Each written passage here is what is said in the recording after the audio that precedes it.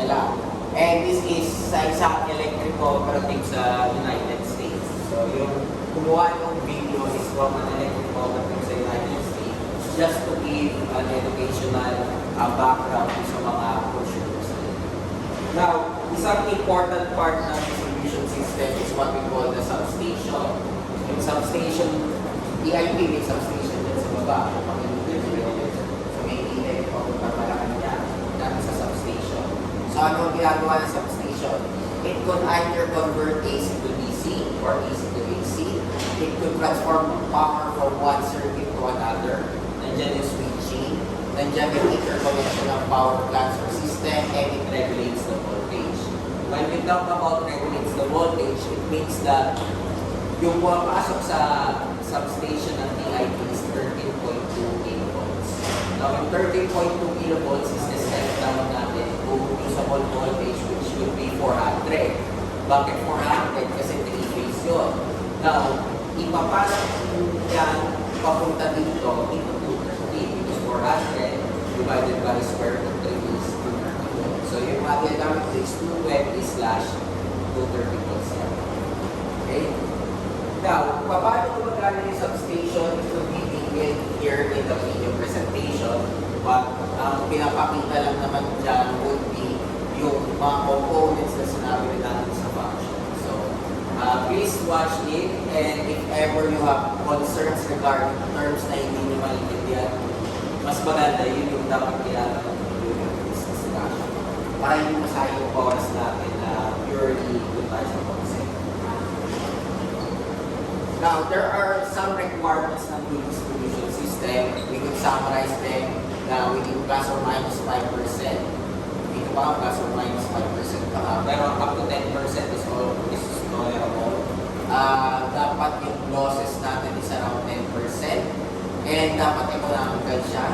And maximum current passing through the conductor should be limited to 50%. And permissible resistance should be very high to avoid any leakage and probability. And lastly, dapat wala siyang power failure. Yun yung sinasabi ng magandang distribution system.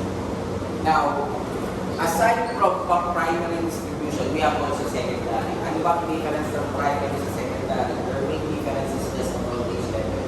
Primary distribution, ito yung mga karaniwang papunta sa mga industrial establishment ko. Amcor or anything nandun sa may Cavite, yung EPSA. Pag secondary distribution, yan yung papunta na sa 230 volts or papunta na sa residential house. So, yun yung difference lang nila in terms of voltage level. But the component itself, they consist of mainly distributors, feeders, and service main. So, this figure shows an example of what we call ring main distribution. Pag sinabi mo ring main distribution from the word itself, ring, so it forms a ring. And yung sa ring na yun, kahit kapag tap, ang tinatawag natin mga service mains or supply. So parang nakaparallel lang sila yan. So, think of it na yung tower mo, straightforward yun, yung distribution poles mo, pero may nakatap pababa, nakapapunta sa mga bahay nyo. Yung mga papunta sa bahay nyo, yun yung mga service mains. Yung service mains na yun, napapunta na sa mismo panel board nyo, yun na yung electrical system o sa residential or sa commercial. So, ang ginagawa nyo sa ESD or sa ESD nyo, specifically if you focus on residential, industrial, and commercial, is yung pababa. Yung papunta na sa establishment. Yung ginagawa natin is yung sa taas, yung distribution system. So, yun ang main difference ng topic natin. Kaya mangyayari dito, yung mga bahay na yun, gagawin na lang natin isang load. So, makikita nyo sa akin, you have already performed the experiment yesterday sa power system. Yung triangle yung nakikita nyo ng loads yun, it could be a commercial establishment, it could be a residential establishment, it could be schools, it could be hospital. Meron yung tayo tinatawag ko ng mixed load. Pag sinabi mo mixed load, ibig sabihin, maraming nakakapit sa yun yung nangyayari. So, that's the bigger picture or that's the bigger analysis na ginagawa natin. Okay? Now, ano ba yung feeder? Yung feeder is the conductor that connects yung substation to the area where the power will be distributed. So no tappings are taken from the feeder so that its current remains the same. Ibig sabihin, from substation papuntang distribution system or distribution area mo, wala yang dapat nakatap. Pag may nakatap doon, magkakos yun ng power loss. So wala yun. Pero pag pupunta ka sa distributor, yung main distribution natin, hindi mga nakatap na yan. Kasi yan na yung kailangan mong supplyan. So yung difference nila. Yun yung difference ng distributor sa feeder. Yung service main, yun naman yung cable na tinatap mo papunta sa distributor. So yung difference natin na. So kung makikita nyo dito, this is the feeder. Pero itong nakalibot sa feeder, yan yung tinatawag ng distributor. Yung distributor na yan, pwede kang mag-tap doon. Pero sa feeder, bawal ka maglagay ng service fee. Hindi ka maglalagay kasi gusto mo i-maintain yung current dyan as well as yung voltage sa level. So, later on, papasok tayo dito yung sa computation niyan. Dalawa ko consider natin yung DC at saka yung AC distribution. Dahil dati, DC muna tayo bago tayo ng AC distribution. But if you look at the computation of both of them, parehas lang. So if you remember your circuit analysis, ganun lang yung gagawin natin ito. You just apply ACL, you just apply KVL, then kung mag-loop ka na, pwede tayo mag-mesh or mag-nodal analysis, and so on. Then here, these are just additional information components, ano yung mga parts ng distribution system. So, yung basurahan, I-explain dyan kung ano yung sabihin ng basurahan na yan. So, that will be the transformer. Kung bakit ganyan yung itsura ng poles, may idea na i-explain dyan. Although, we would have a separate discussion of why is the pole shaped like an H or Y or whatever pagdating na natin sa transmission system. Then, we have classification of distribution. Common classification is in terms of nature ng current. It could be AC or DC. It could be based on construction, overhead and underground. So madalas if you go on BGC, Makati, or sa Davao, lahat ng distribution system mo is underground. The reason for that is aesthetic purposes and as well as mas safe daw siya. Yun ang reason natin doon. Although we are trying to make it everywhere, kaso ang problema, especially pag dito sa Metro Manila, na transform mo ang lahat ng overhead distribution system ng Metro Manila into underground. Think of how long would it take. Dito pa lang sa KITC, kung wala ng mga distribution system nyo, dyan, or baka po i-antay ka. Baka ilang minuto kayo lang pasok dahil doon. Babalik kayo sa online. Then we have also yung scheme of connection. Yung scheme of connection, that would be yung type of connection natin. Radial, ring main, saka interconnected. So ano ba difference ng mga dyan? So pwede yung i-click yung mga parts na yan as long as do siya that sa hyperlink. So if I click for example DC distribution, so ito yung mga different types ng DC distribution. We have 2-wire, sabihin dalawang kable lang. 3-wire, it consists of 2 outers and neutral natin. So ito, this is a 3-wire and this is a 2-wire. So, depende kasi sa string niya, kaya pumapagod yung image natin. Pero ito kasi 2-wire to, then 3-wire. So may neutral wire pa. Now, para mag-generate ka ng 3-wire PC, may mga different ways. So yung una is yung 2-generator method. So dalawang generator lang, different voltage, and by the principle of KVL and ACL, malalaman natin ideally na twice dapat yung voltage nun.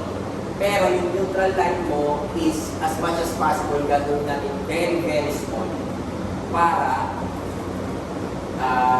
doon pumasok yung excess na current. Yun yung I1 minus I2. Then we have also what we call yung second one is yung ating balancer. So balancer ang tawag natin dyan. Same as the previous one, pero kumbaga yung generator itself o meron parang neutral line sa loob. Then yung last natin, pangatlo, we have what we call yung 3-wire DC.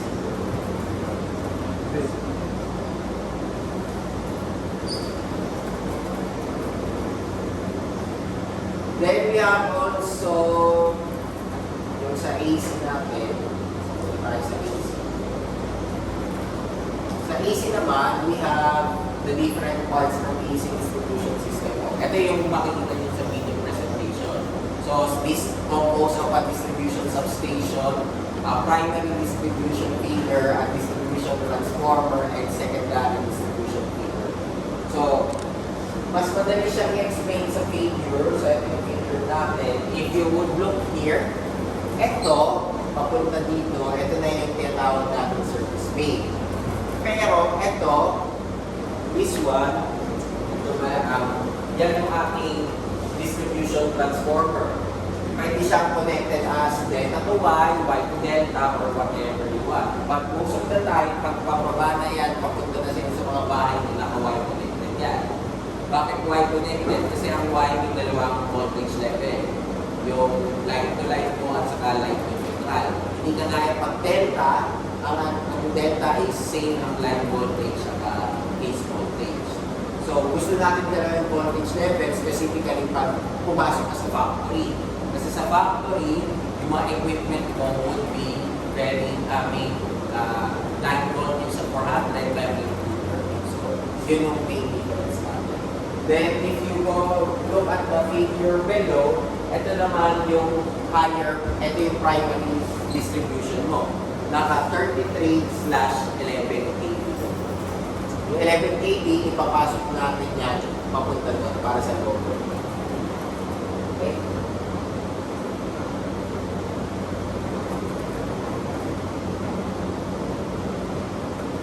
Then, ito, we would just be explaining the difference between overhead and underground.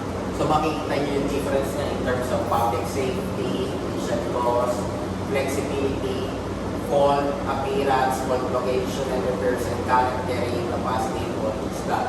Based on that, makikita nyo na ang main disadvantage ng underground is pag nagkaroon ng fault or pag nagkaroon ng short circuit yun. Mahirap ma-locate kung nasaan na yung problema. Hindi kagaya pag overhead, makikita mo, kita-kita mo agad kung may lumaksa or may naputol. Sa underground, hanapin mo. Kaya maraming mga methods na ginagawa or studies para mas madali ang location ng mga fault pag nasa underground system.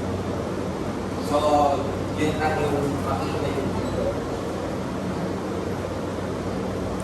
Then lastly, we have also yung type. So, ano ba difference niya? Pag sinabi ko radial, ang radial is straightforward. So, from substation to feeder, then meron kang distributor. Yun ang radial. Ganun lang siya. Yung radial mo, pwede rin magkaroon ng primary at saka secondary.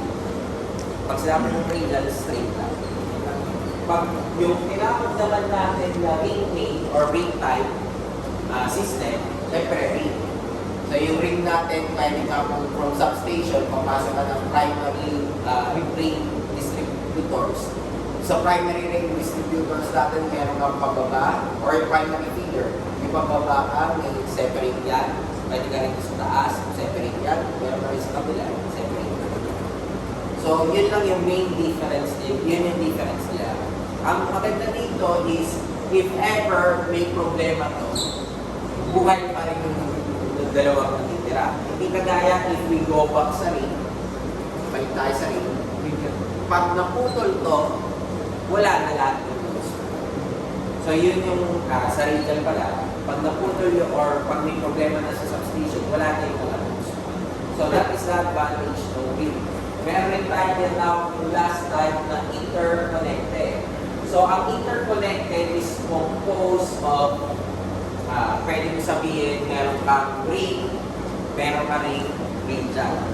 So, kapag pinagsama mo, ano ba reason bakit tayo nagkaka-interconnection? Para if ever kulang susupply ng isang part, pwedeng nyapunin sa kabila. So, that is how we try to improve. Now, pagdating sa power system or pagdating sa transmission, yan din naman yun. Yung configurations natin. You have also the ring, you have also the region type, and you have also the interconnected. Binago lang natin yung voltage level, binago lang natin yung category na from distribution, ginawa lang natin yung transmission. So yun lang yung main difference.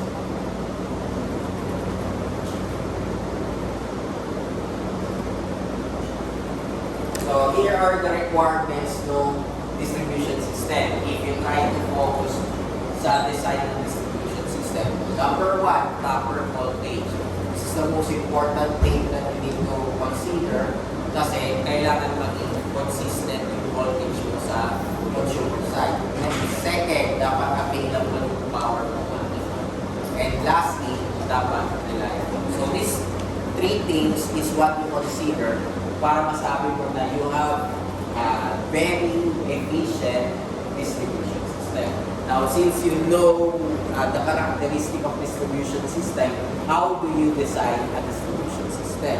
So, yun yung focus natin for today. So, we will be solving problems regarding distribution system. Specifically, magsa-start tayo sa DC. Now, sa DC distribution system, you just need to consider kung ano man yung natatandaan yung previously. Efficiency and voltage drop. Yan ang pinaka-importanting kino-compute nyo pagdating sa distribution system. Pag sinabi natin efficiency, you just get yung sending receiving end over sending end times 100. And we want it to be as high as possible. But take note, hindi tayo magkakaroon ng 100% efficient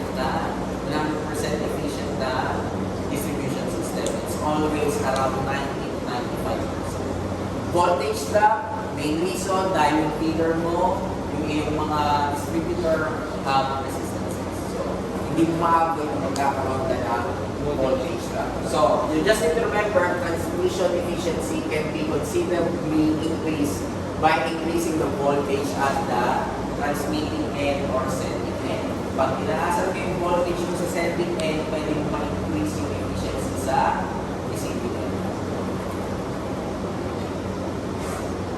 So there are different ways of feeding a distributor. Pag sinabi natin feeding a distributor, yung yung service main mo or yung wires na tinatap natin papunta sa distributor. So we have actually 4 types. Yung feeding at one end. Yung pangalawa is feeding at both ends with equal voltages. Yung pangatlo is feeding at both ends with equal voltages. And yung pang-apat is feeding at some intermediate. Now, bawat isa niyan, meron tayong tinatawag na nature of loading na distributor. Your distributor could be concentrated loading. Pag sinabi mo concentrated loading, nakaload lang siya at one specified point. Pwede mo rin sinabi na uniform loading. Pag sinabi mo uniform, equally spaced yan. And lastly, yung combination ng dalawa. Now, for today, focus lang natin yung number 1, feeding at one end. Paano ba ginagawa ang feeding at one end? So, the main concept behind feeding at one end is this figure. Meron kang figure, ito na yung papuntang distributor natin, A and B. Dun sa pagitan ng A and B, may mga service mains ka na pababa. I1, I2, I3, I4. Or pwede na sabihin, load 1, load 2, load 3, load 4. And there is a certain resistance per point. So, ginawa natin A, C, D, E, F, and B. Now, bawat point na yun, syempre, habang tumatagal, lumalaki yung resistance yan. Kasi that is just series combination.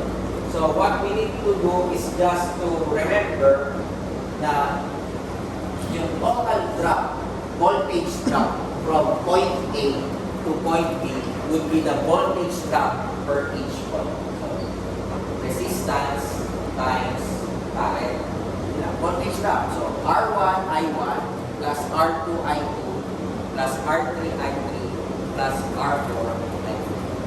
Pag pinag-add natin yun, yung total voltage drop from point A papunta from point B.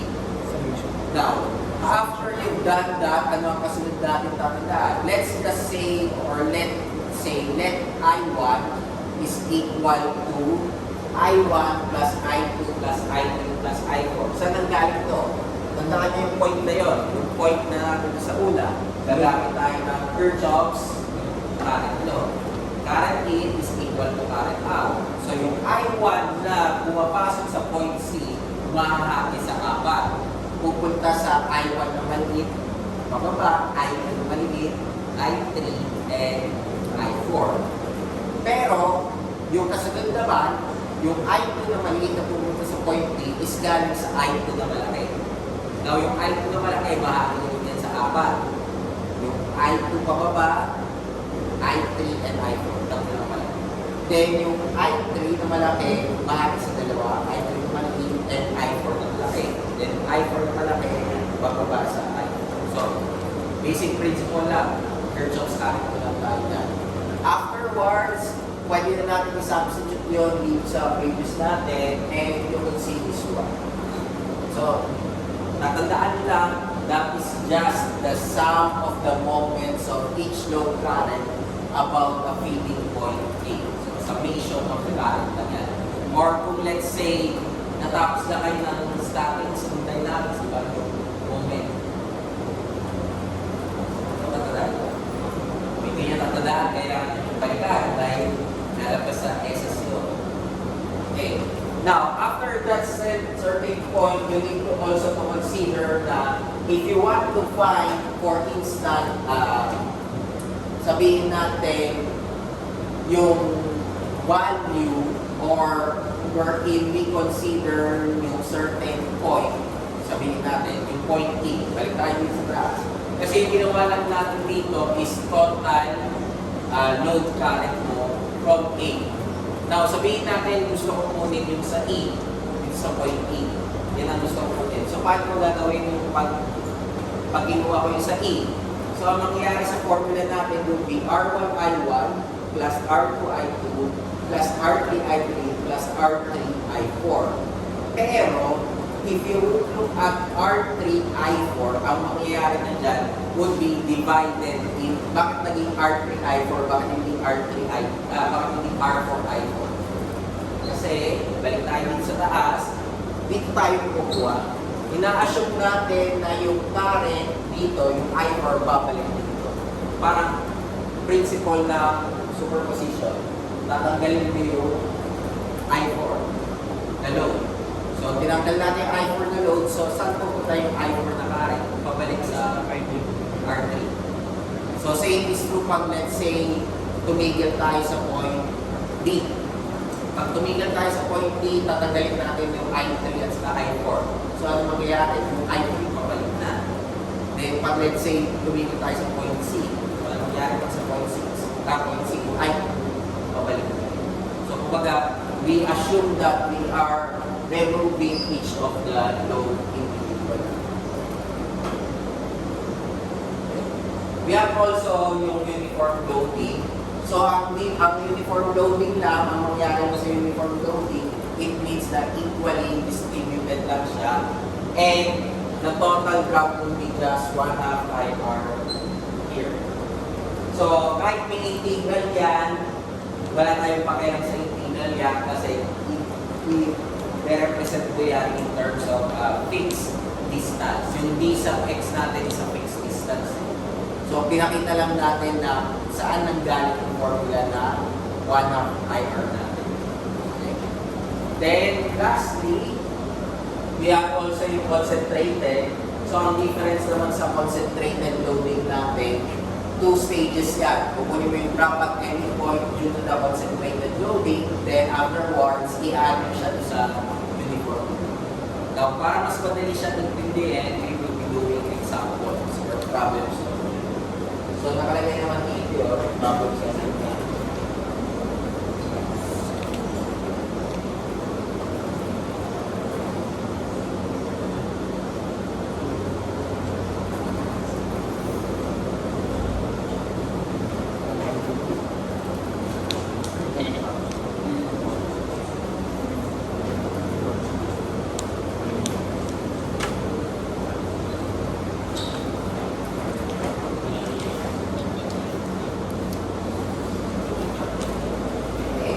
Bago tayo mag-example, balikan natin yung pagkakatandaan ng inyong measure its.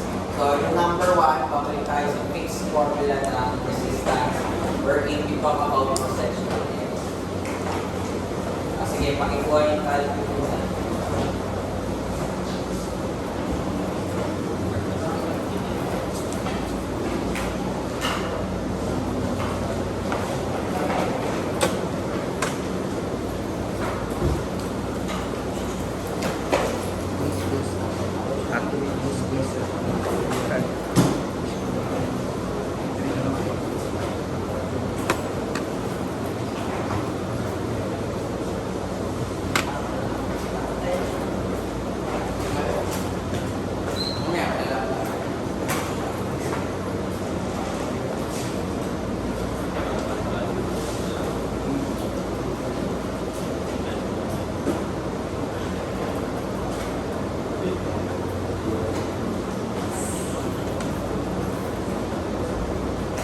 So 1 and 2 is just simple. Dalawa lang ang gagamitin natin dyan ng formula. Voltage drop is equal to 2IR. Bakit 2IR? Dahil 2 wire, 2 core. Sabihin, dalawang cable yung consider na magpunta sa voltage drop. Then, pag nakuha mo yung resistance, pwede natin makuha na yung raw length over area mo para makuha mo na yung cross-section.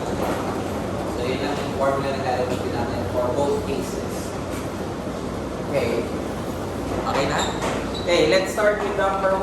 So number 1, what should be the minimum cross-sectional area of each conductor in a 2-core cable 100 meter long to limit the total voltage drop to 4% of the declared voltage of 250 when the conductor carries 60 ampere, then given the resistivity. Okay, ano ba ang formula natin ng voltage drop? Voltage drop is equal to 2 times current times resistance. Bakit 2? Bakit may times 2? Remember that is a 2-core cable. Ibig sabihin, meron kang loop. Hindi mo pwede consider ang isa lang. Pag isa lang yung consider mo, hindi babalik yun. Eh, supply system na tayo. So, it's always times 2 pag 2-core. Later on, when you learn about the different types such as 2-wire, 3-wire, and so on, may mga formula rin yun. So, pag-uusapan rin natin yan on a separate topic. But for now, ito lang yung gagawin natin, 2IR. So, pagkatapos niyan, pag-ugapin, ano ba ang voltage drop? Voltage drop was stated to be 4% na 250. So, 0.04 times 250 is equal to 2 times, ano yung current natin? 68 ampere times resistance. So, what would be your resistance? Ito lang. So, 0.04 times 250 divided by 2 divided by 60.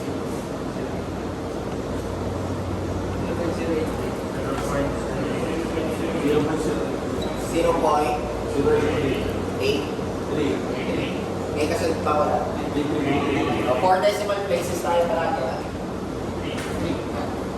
Oh. So 0.0833. Ulitin ko yung sagot natin is based sa calculator nyo. So hindi ko alam kung tama yan. Wala kang dalang calculator So what is the formula ng resistance? Raw length over area. So 0.0833 is equal to what is our resistivity? Ang resistivity natin is 2.845 micro-ohm CF. So ano ibig sabihin nito? Times 10 to the negative 6. Nakasinag tayo. So anong gagawin natin sa length? Your length should be converted into centimeters. Kasi yung length natin is meters. So 100 meters times for every 1 meter. For every 1 meter, you have 100 centimeters. So makukuha na natin yung area. So ilan yung area?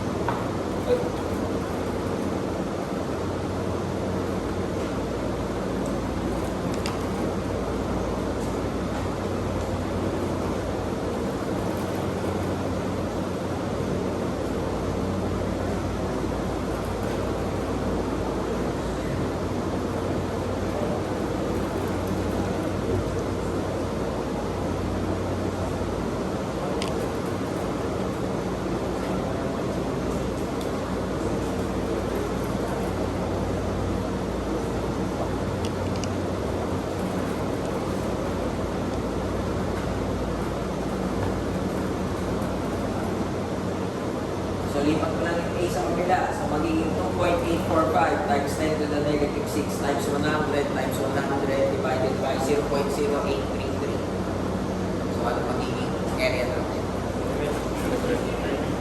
0.3415 cm squared. Mali. Okay. Kung ayaw mo gamitin yung centimeter squared, pwede ka mag-AWG or whatever. So, pakibalikan na lang kung paano yung conversion nyo ng cm into inches, then into circular mils. So, madalas lumalabas sa board exam yun, yung circular mils. Kasi yung circular mils yun yung American wire gauge natin na size. Yun yung makikita nyo na 500 MCM. Pag sinabi mo 500 MCM, hindi ibig sabihin doon na mega centimeter lang. Yun ay mega circular mils. Ang kaiba, MCM sa CM. Ang MCM, capital lang ng letter na yun. So may conversion din tayo dyan. Okay. Question sa number 1. Yan ba yung nakuha na sa bab? Or di ba? Same lang. Okay.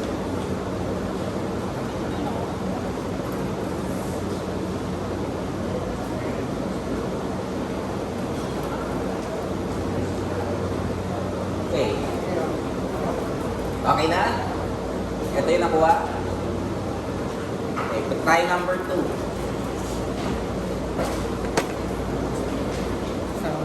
Tama ba? Tama ba? Okay, number 2. A 2-wire AC distributor, 500 meter long, is fed at one of its end.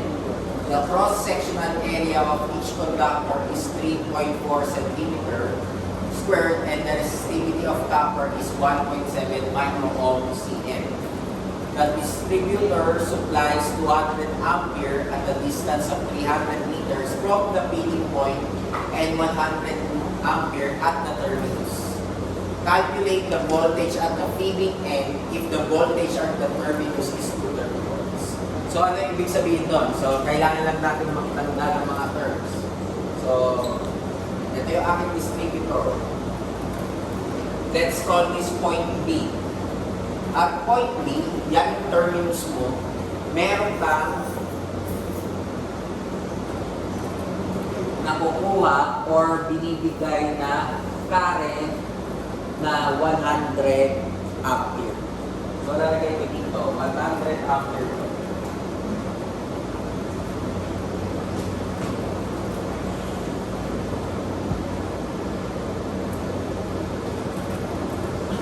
Ito yung area.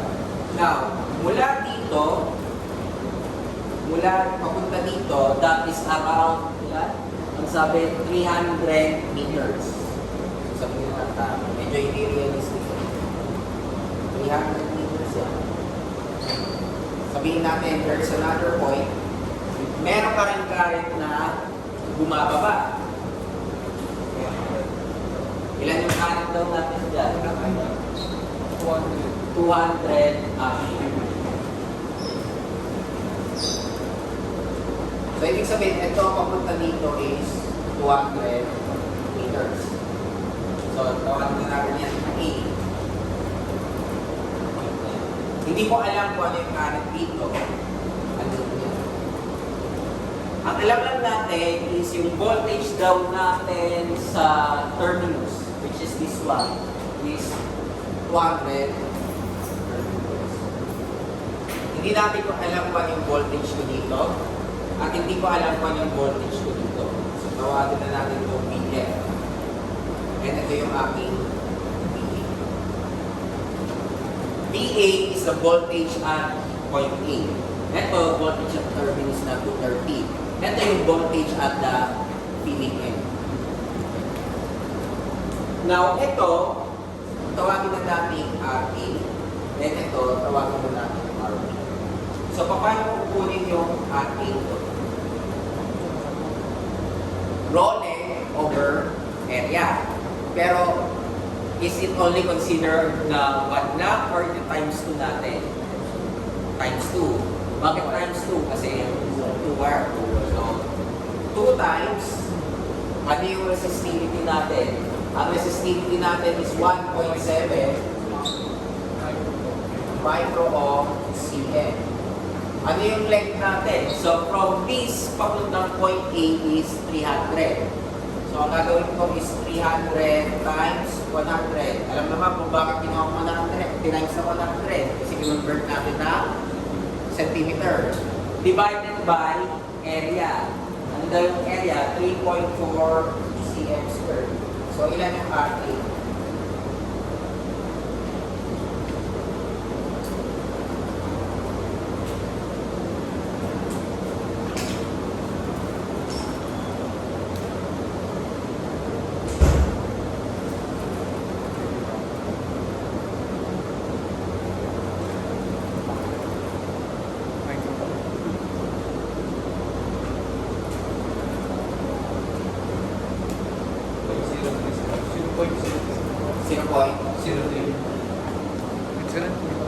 Wala pa naman.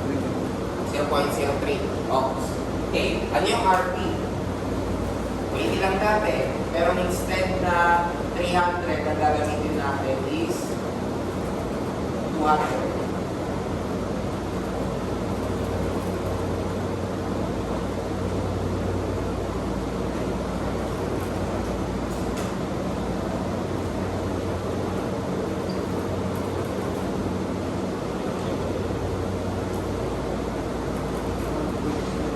Point 02.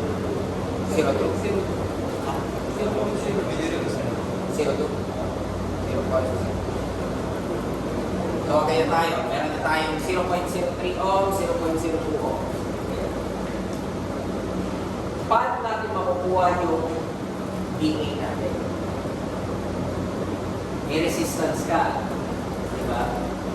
Isa lang naman yung current na dumadaan dito. So, pwede natin sabihin, by Kirchhoff's voltage law, VA is equal to ito 100 ampere times RB plus 230. Saan nakuha yan? Voltage. May voltage drop. Voltage drop plus voltage, plus voltage. Total voltage ko. Nag-KVL ka lang. Kirchhoff's voltage ko. Voltage drop plus voltage is equal to VA. So, ilan po VA natin?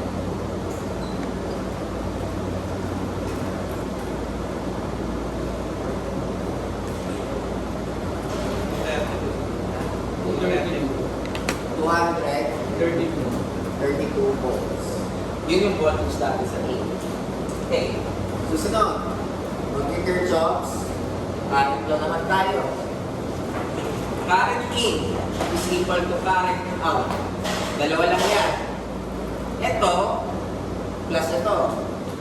So, yung current natin dito is equal to 200 plus 100. So, 300. Ito lang yan, di ba? Sa point na yan. So, may current na dyan. Tawagin na natin I. Ito yung current na pababa, 200.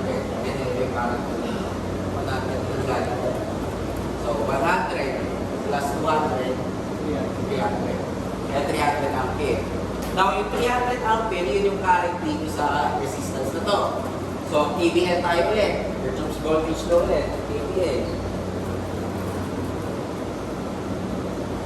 Voltage natin sa PDF is equal to I multiplied by resistance. So, ano yung resistance natin? 0.03 times 300 plus VA. So, ilan yung VA? 230.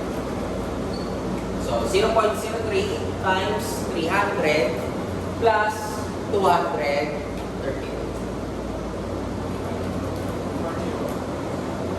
241.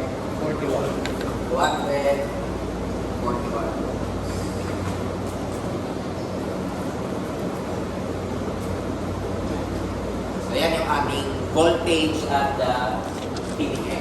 241 volts. Yung voltage natin dun sa P is 230 volts. Malinaw? So, kung magkukwis tayo, pasado tayo. Hindi pa rin. Kasi magpa-practice pa tayo. 3. Your question. Yes. Paano nga po ito po yung 300 sa Ito? current po? Okay, ulit natin.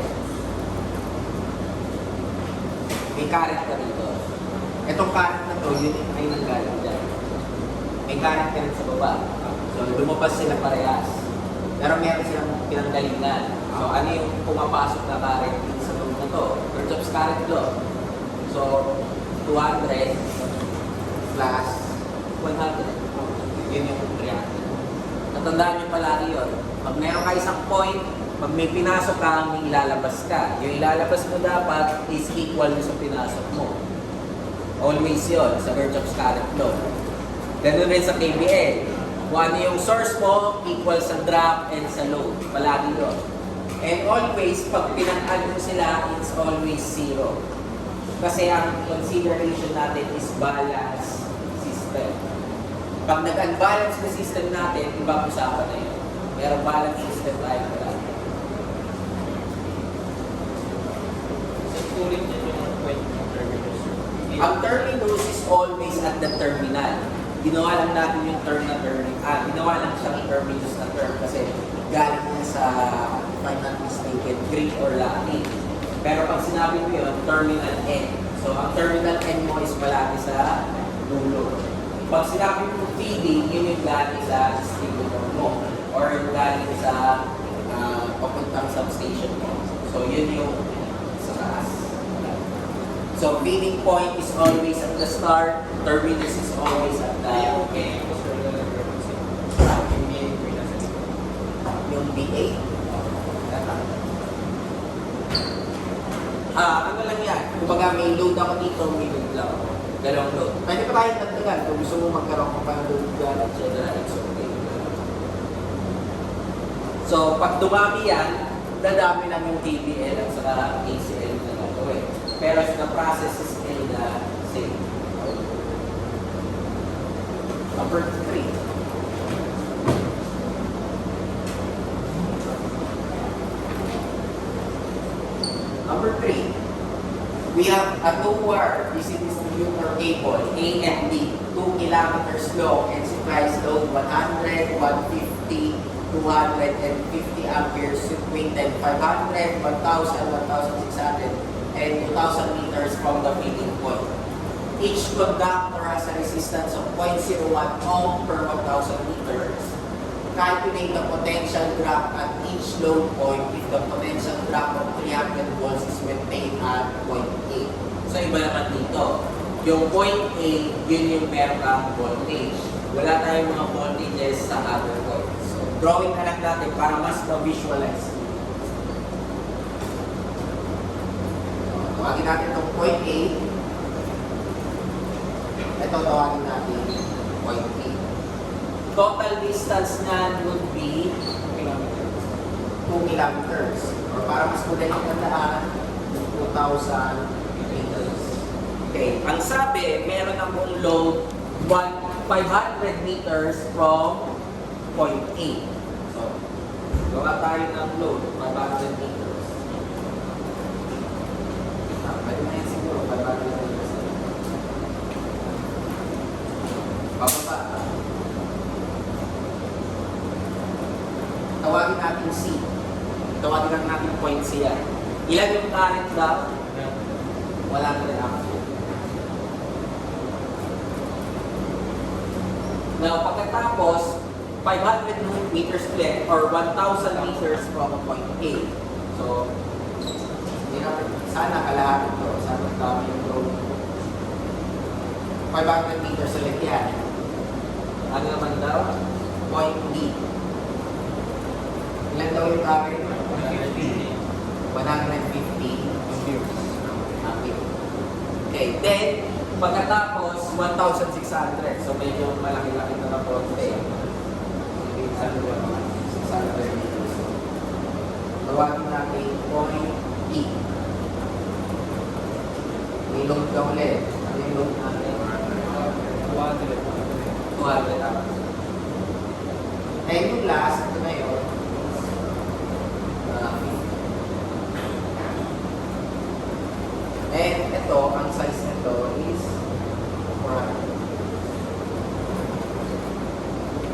May voltage lang tayo. Ano yung voltage na given natin?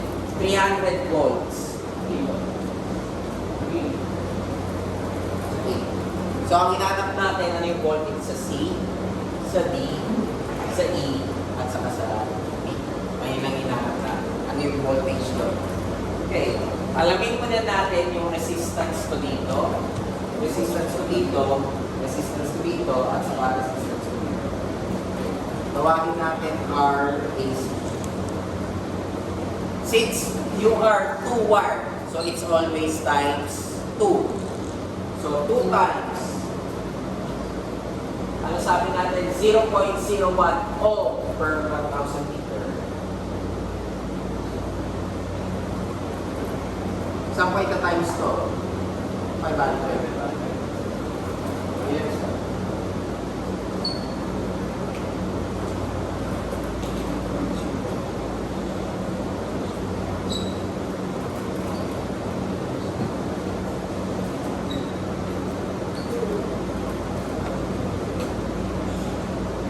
0.01 pa rin. Kasi 0.05 yan eh. Pag dinivide, ito 5 over 1,000 is, 500 over 1,000 is 1 half.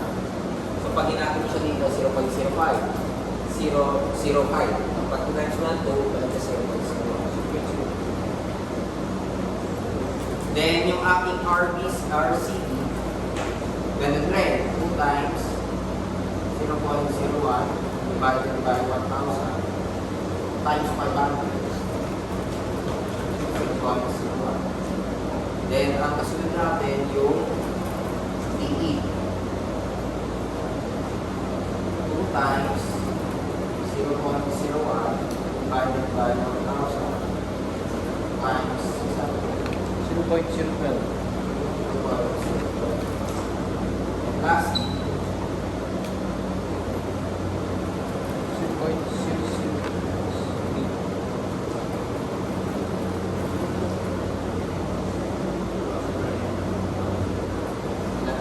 0.008. 8.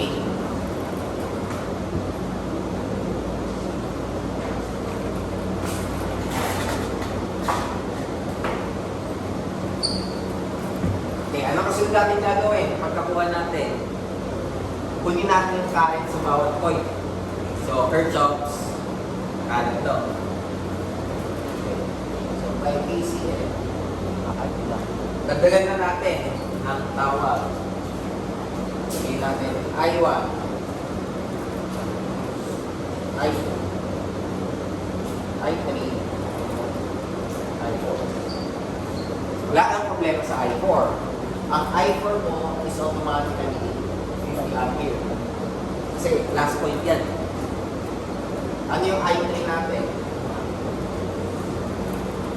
I4 plus 200. So magiging 250 ampere. Okay. Punta tayo din sa kasunod. I2. Ano yung I2 natin? 150 plus I3. So ilan yun? 400 ampere. Then punta tayo sa I1, which is 100 plus I2. 500. Ayan na. Patay ko na natin yung ilaw.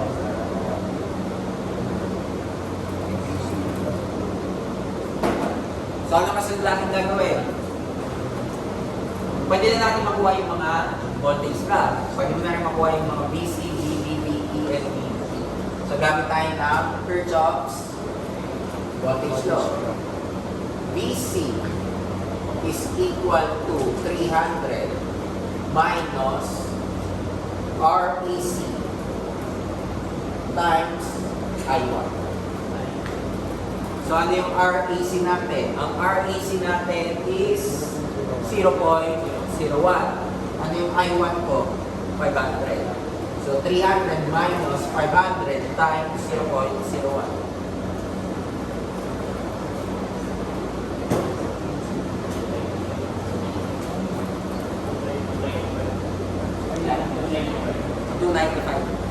$295 volts. Okay. So yan yung unang pinapahanap, yung voltage sa C. Okay, bago tayo sa kasunod. Ano yung kasunod natin? VD. VD is equal to VC minus RCD times I2. So VC natin is 295. Ano yung RCD natin? 0.01. Ano yung I2 natin? 400. So ilan yung VD? 291. 291 volts.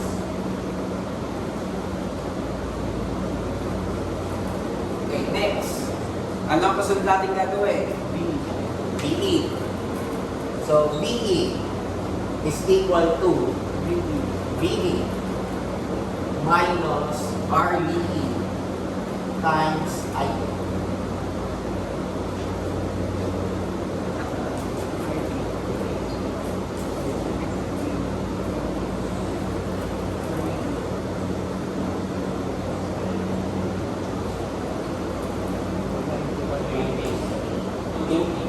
Two 88.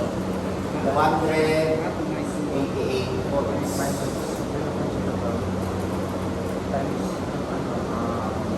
Next, VB. Yung huli na, VB is equal to VE minus R EB times I2.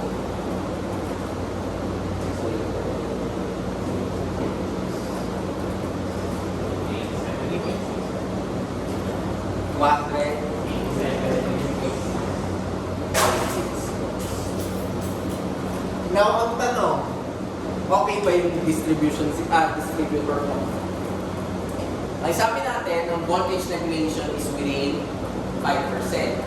So, how do we get voltage regulation? Percent voltage regulation is equal to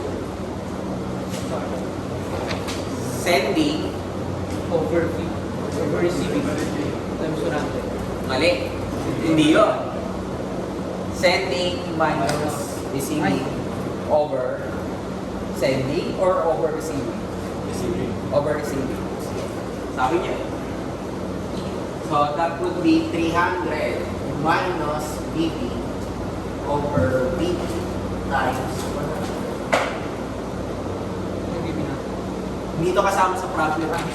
Kumbaga, what if you want to compute the voltage regulation? So, ilan yung makukuha natin? Times 100. So, parang 300 minus 287.6 over Or 3. 4.311. 4.3 D111. 5. So, we are within 5%. So, wala tayong problema. Nasa 5% tayo. Now, ang tanong, pag hindi nasa 5%, yan, anong gagawin mo? Well, ang pwede mong gawin is liitan yung resistance mo feeder.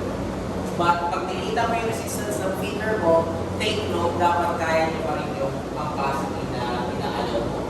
Hindi pwede nilitan mo tapos hindi niya kaya yung capacity. Questions so far? Malinaw? Sige, okay nyo muna. Or picture nyo. Then, we continue with brackets.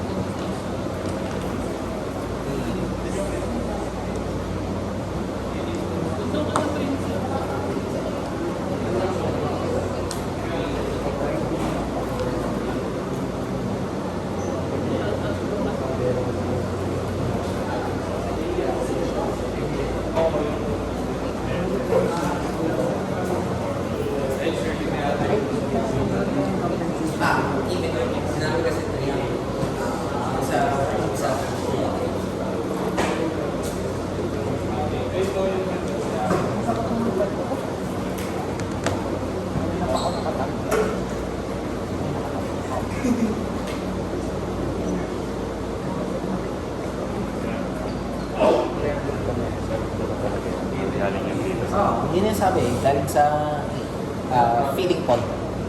Hindi ka dito eto kaya 230 ang sabi terminus. Dito ang sinabi 300 sa feeding point. Kasi sa problem yun, sinabi sa problem. Kaya 300 dito sa. O kaya 300 ang pinag. Thank you, sir. Okay na? Right na.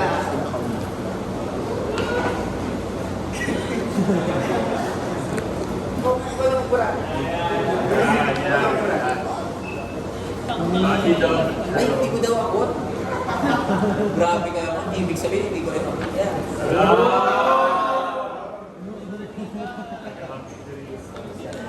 Sir.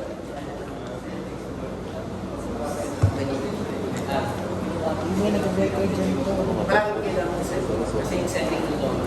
Ang pinag ko sa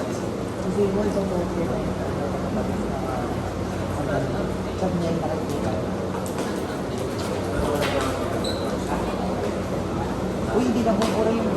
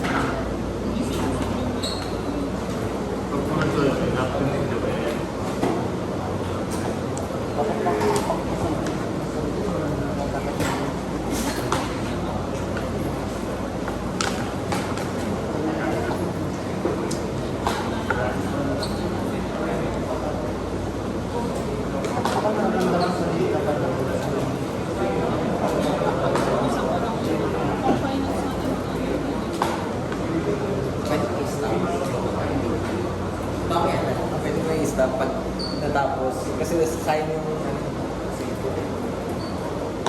Okay, so let's have examples pa. Parang practicean na talaga kayo. Okay, number 4. A 2-wire DC distributor AB 500 meters long as is fed from point A is loaded as given in the table. So, ito yung table natin. So, 100, 300, 400, and 500. So, yung sabihin, 4 points tayo. And yun yung mga kalat niya. 20, 40, 40, and 50. May given ka na resistivity ng copper and cross-section. Ano yung cross-sectional area mo para yung voltage drop mo shall not exceed 10 volts. Ibig sabihin, voltage drop mo from point A to point B is 10 volts lang. Yun yung ibig sabihin. So, drawing natin. So, ito yung point A. Ito yung point B. May dagdag tayo dyan. Ito daw,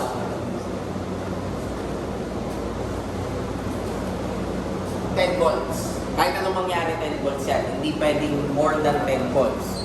So, mula dyan, alam mo na kung ano yung pwede nang sabihin yung voltage na hinahanap natin. Okay, 100 meters daw from point A. 20 amperes. Meron tayo 20 amperes. Then, afterwards, 300. So, 200 pa.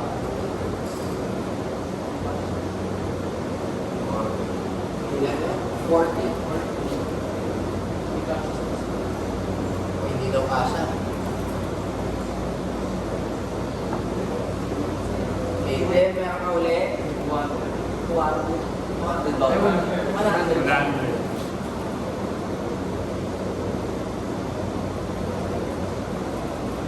40 ulit.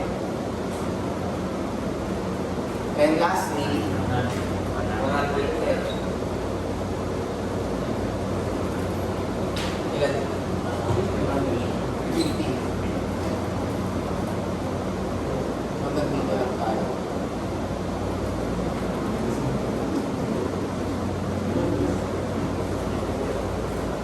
Ten volts so yan. Okay, anong natanggap natin? Ano yung dapat yung area? Diba? May 10 volts ka. So, kung gagawin natin, 10 volts is equal to I1. Tawagin natin itong, ito ay B, C, D, R, AC, plus I2, R, C, plus I3, R, D, plus I4, R, D. Anong ginawa natin? Ginawa lang natin voltage drop per point. Pinag-add natin, hindi dapat lalagpas na 10 volts. Yun lang siya. Kirchhoff's current law, KCL. Ano yung aking I4? 50. Ano yung aking I3? 40 plus I4? 90 ampere. Ano yung aking I2? 40 plus I3? 130 ampere. Then ano yung aking I1? 20 plus I2? 150. Balik tayo sa kanina natin equation. Then, 150 raw leg over area plus, pero may tawag tayo sa leg na yan. Lagyan na natin ang value ng leg. Ano yung leg value natin? 100 meters plus I2 130 raw 200 meters over area plus 90 raw times 100 meters over area plus 50 times raw 100 meters over area. May kulang. Times 2. Kasi 2 R. So, para hindi ka na mahirapan, di-divide ko na lang ng 2. Okay lang ba? Kasi pag di-divide ko by 2, ibig sabihin ang kinonsider ko isa. Kaya wala, hindi ko kinonsider yung kabila. Meron na tayong raw. Ang area mo lang wala tayo. So, 5 is equal to 1 over area times nilabas ko lahat yung 1 over 8. So, 150 raw 100 plus 130 raw times 1 plus 90 raw times 100 plus 50 raw times 100. May kulang pa ba tayo? May kulang tayo. Kasi yung aking raw is okay na pala, yung raw ko is ohm meter. Nakalagay dyan, ohm meter, diba? 1.7 times 10 to the negative 8 ohm meter. So, hindi mo kailangan multiply ng 100. Kasi naka-meters na tayo eh.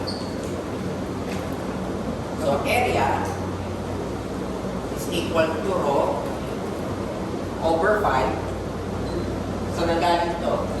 Lipat ko yung A. Yung 5, binaba ko. Yung raw, ilabas ko. Times 150 times 100 plus plus 130 times 1 plus 90 times 100 plus 50 plus 100. So, ilan yung N? Very good.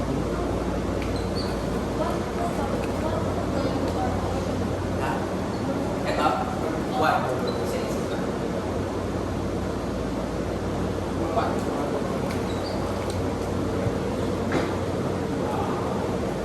So, ilan yung rho natin? 1.7 times 10 to the negative.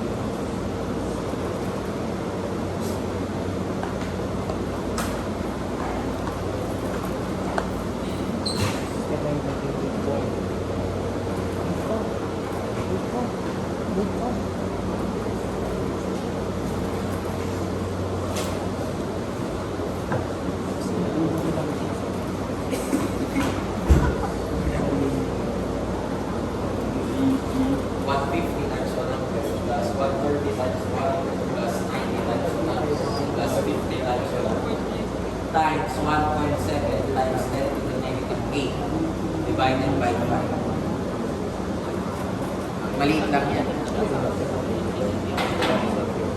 Ang mali. Dapat tumasok. So yung 180 po talaga yan yung pagtapos ng P over 5. 150. 150 po. 150. Plus to, multiply plus.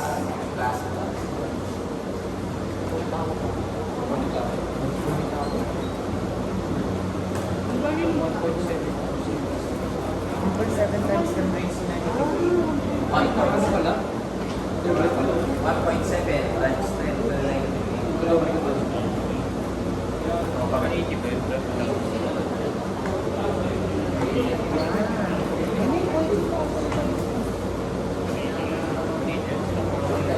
Parang ang laki.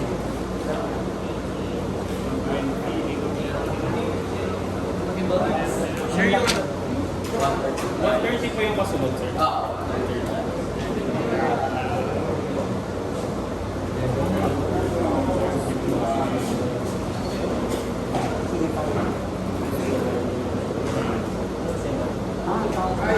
Add to add.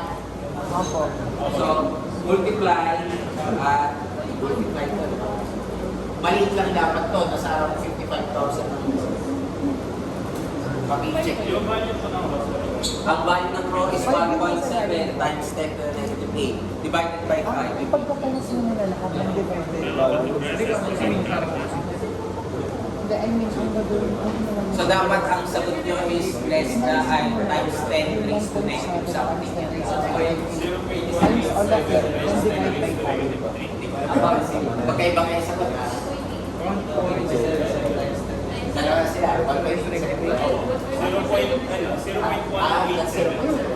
1.87 times 10 to the negative 4 square meter. Yan yung aking F. So realistically, well here. 5,000 times 1.4.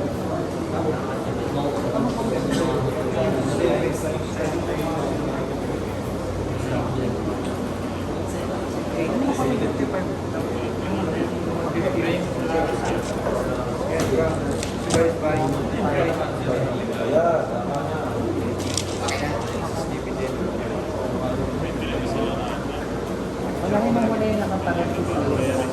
Yung times na rin.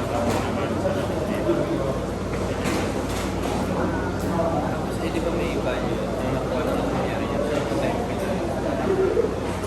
Sige, kaya mo yan dito. Ano yung value?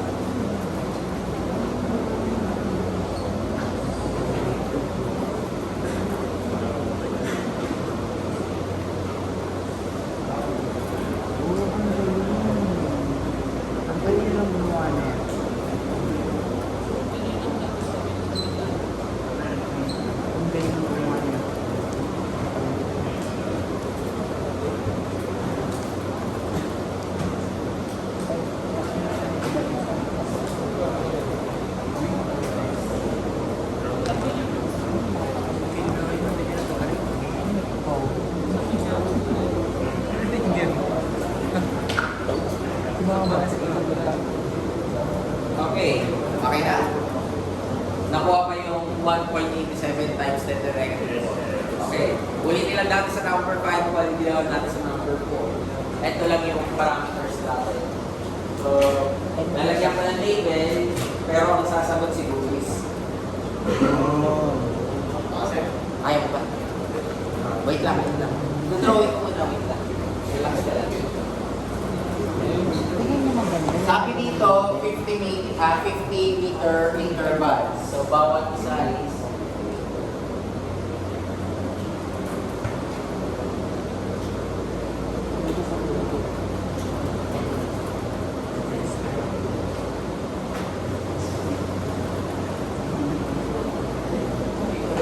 then, yung voltage drop natin sa buong point is 10 volts. 10 volts pa rin. So, from here, papunta dito is 10 volts. May given kang resistivity. So, ang resistivity natin is 0.7 times 2.54 micro ohm cm. Ang hinanap natin is L.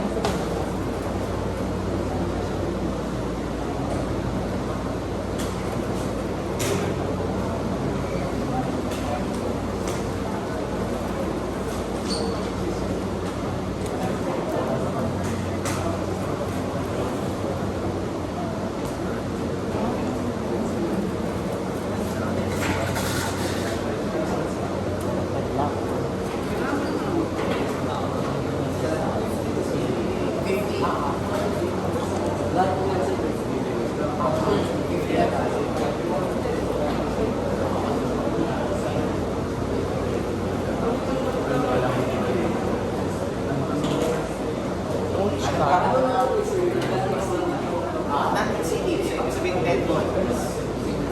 Ulitin mo lang yun. Parang sila mo lang. Dahil ang pambura. Parang ang pambura natin. Coach. Ay,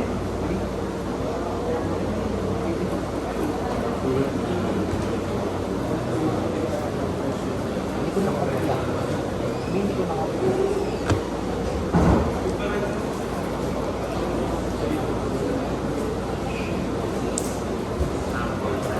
Synfix daw.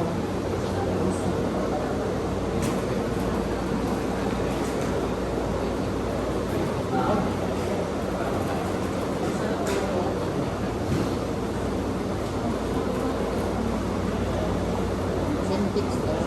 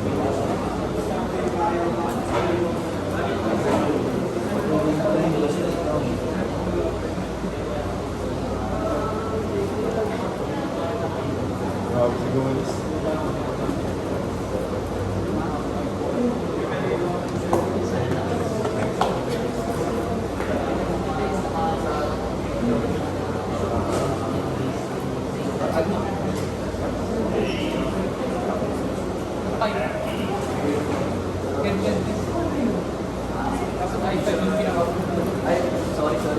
Gagawin mo naman binis rin. Masyado. Uy!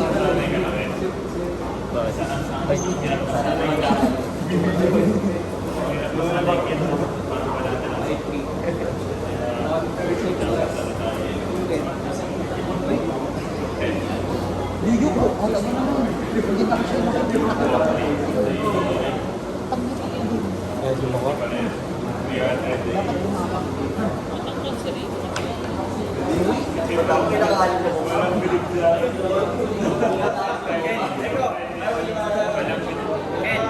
Bilibin mo parang bilib sa'yo, Chris. Nakita ko kung sino ka, Chris. Nakita ko kung sino ka.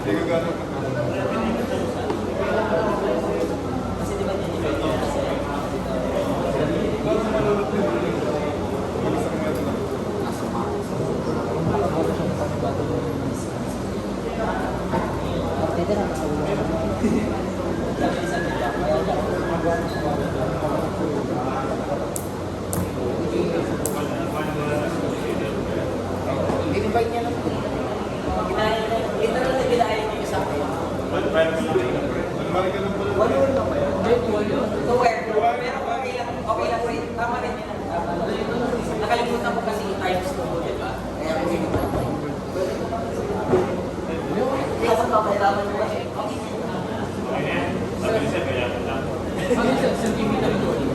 Ha? O, ano ka? Convert mo naman siya. Ang laki ko mag sila. Tapos ako lang ng sila. Tumilip ba nila?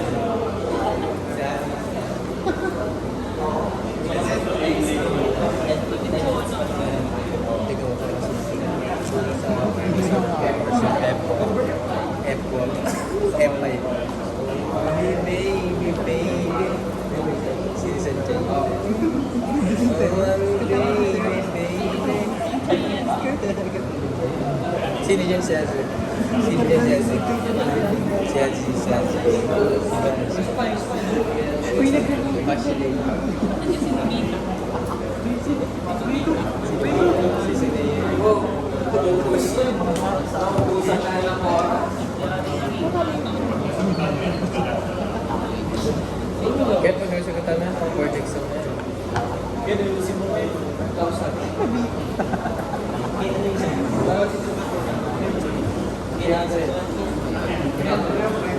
Dito na kumaka tayo naman. Ikaw mo naman ikakapag na.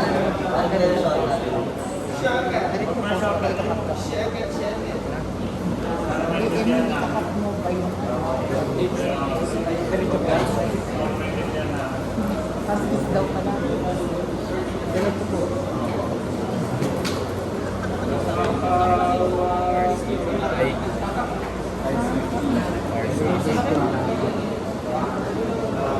May labas na.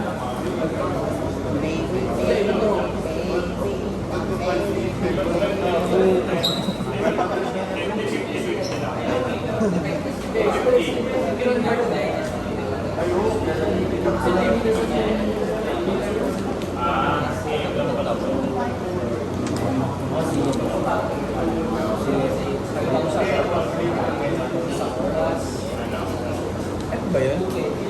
Left ba? Nagkaroon na. Wala ka. Ano itong I4RE? Kasi lima na yung sa kanya. MF. Bali, A, C, D, E, F, B. A, B, C, D, E, F.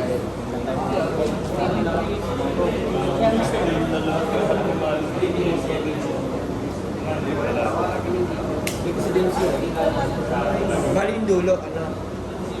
I5, R, RFB. RFB. Tama? I5, RFB.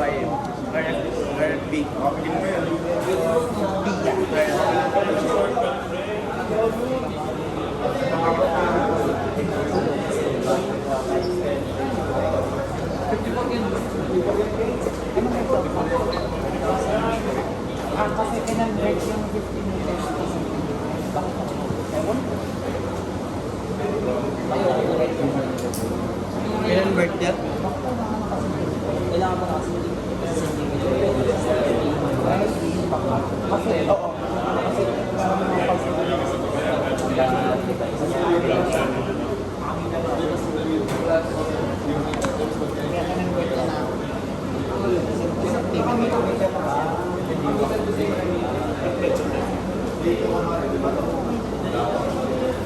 parang shift.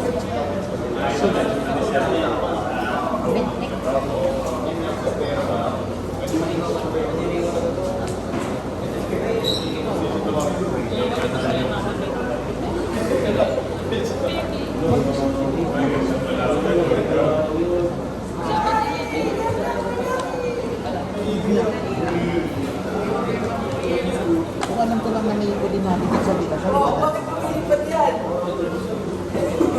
Sige, okay lang.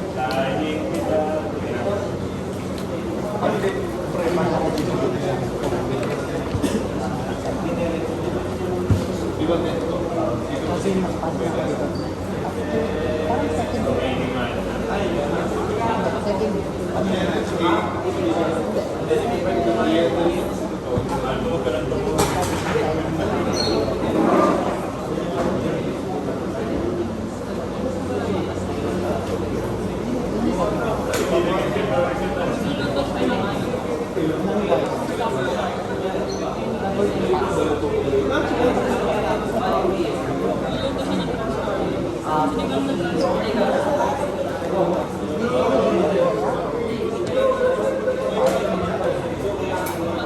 Tapos sa plastic yung box.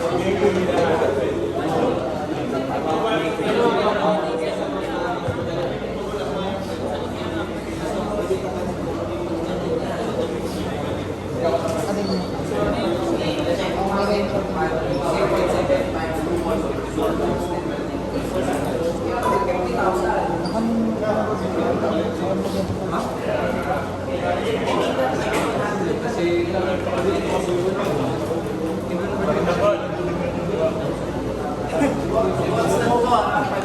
number ko niya.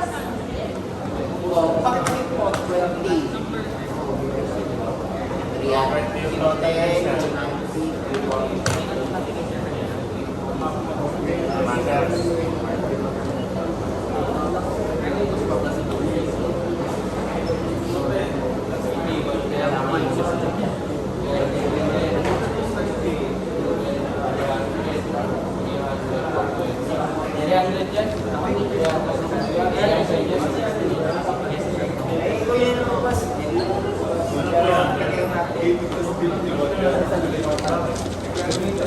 Sa pangalawa. Ito, 1.7.